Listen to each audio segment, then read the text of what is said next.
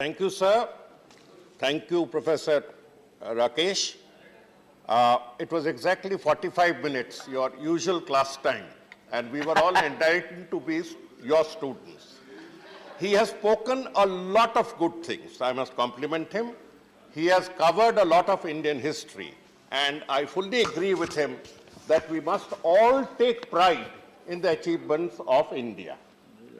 We have just a few fine-tuning questions, that's all.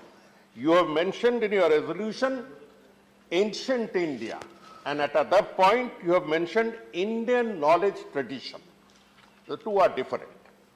Ancient India and Indian knowledge tradition, because Indian knowledge tradition continues beyond ancient India, through the medieval period, through the modern period.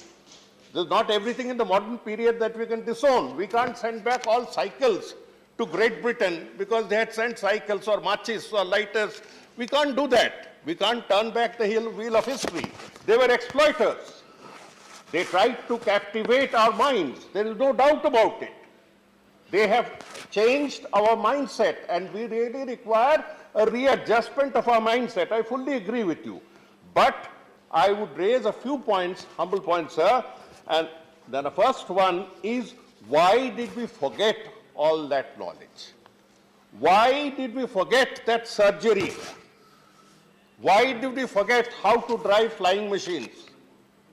That is one thing that the proposed commission, if it is set up, may like to find out. Why did we fall back on the brilliance we had achieved in physics, in astronomy, in everything, and we are left behind with only Ayurveda, to which most people don't go, and astrology? Why is it that we have forgotten? Why is it that we have forgotten? ये भी हमें पूछना है. We have to go for introspection to find out. The second point I would like to submit is the forgetting was so devastating that we had forgotten everything. Let me explain. Samrat Ashok is the pillar of our ancient Indian period. You know it, I know it, everyone knows it. Samrat Ashok was wiped off from Indian history. I'm repeating, he was wiped off the Indian memory, and not a single textbook mentioned him for centuries after centuries, from millennia, until he was rediscovered in 1837 in Asiatic Society, Calcutta, by a young British scholar who died the next year out of overwork, James Prinsep. Why did we forget Ashok? Was it because he was a Buddhist?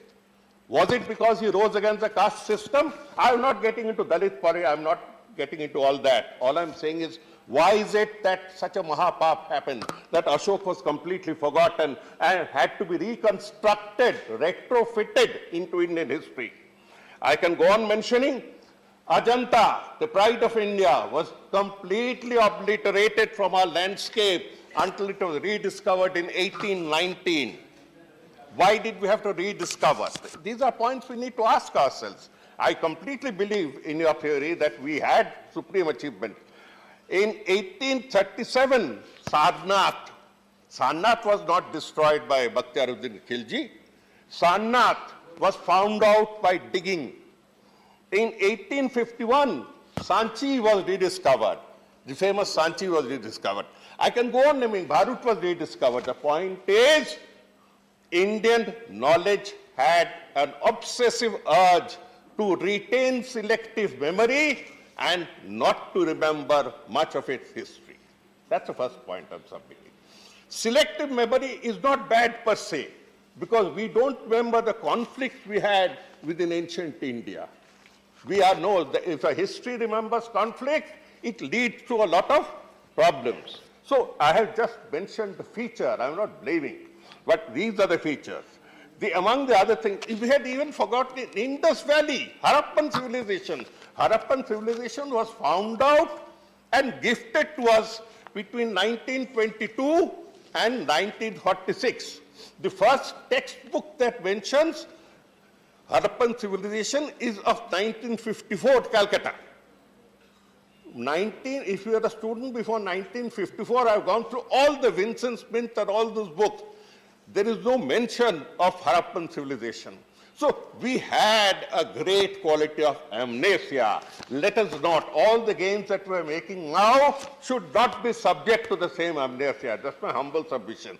If we ever set up a research commission or a committee, go into why did we lose out on such brilliant achievements. We all support the glory of India. Anyone who does not support it is not an Indian. I'm very clear about it. Let us now come up to the next point. When you talk of universities and brilliance of learning, for centuries after centuries, for 2.5 millennia, it was centered to one caste. I'm sorry to say it, it was centered to one caste. Would you like to go back to one caste? It was not a knowledge that was widespread. It was not knowledge that was disseminated. It was kept and retained as a code knowledge between one caste and one caste and one caste. Number two, if the Kshatriyas had to go through training, they were given private tuition by their gurus. We are not referring to that. What we are referring to is the constriction of knowledge. One I referred to the amnesia, the second is constriction. With the grace of God, no such constriction is ever possible. So I hope that we all support free, open, casteless education.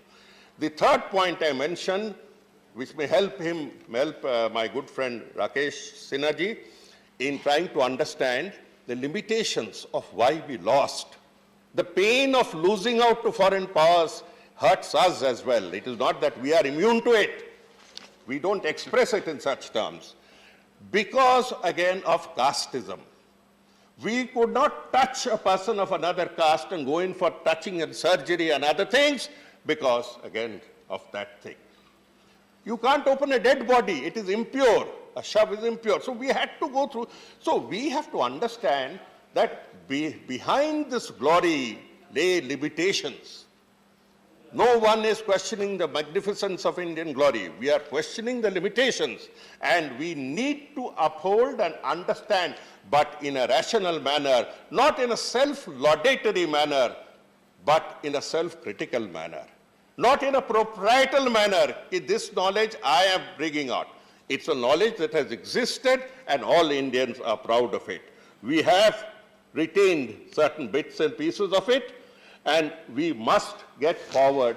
I support his resolution for research commissions, but there are certain clauses like make it mandatory for universities. As somebody who loves universities, I don't like anything that is mandatory on universities. I don't like the word mandate somehow. Leave it to free thought, free will, free this thing. It's an excellent exposition that he has made. My humble submission, I'm not a killjoy. My humble submission is that there are certain inherent flaws there were inherent flaws that prevented with this glorious amount of knowledge from transferring itself to material glory and from material glory to material prosperity that covered the whole of this vast land. With these words, I thank you and I hope these points are taken into account.